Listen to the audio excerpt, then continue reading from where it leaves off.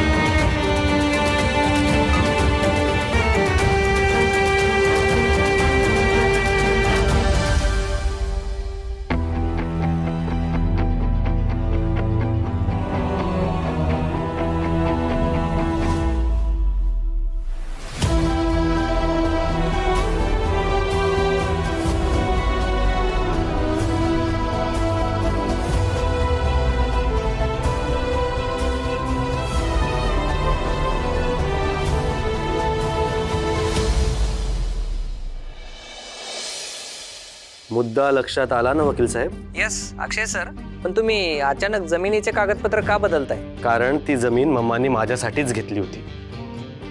ती माझ्या नावावर असावी अशी मम्मांचीच इच्छा होती. तेव्हा ती आता माझ्या नावावर करूया. आणि वकील साहेब, श्रेयसचा या जमिनीशी काहीही संबंध नाहीये. त्यासाठी आपल्याला श्रेयस सरांची परवानगी लागेल आणि त्याची एनओसी पण लागेल.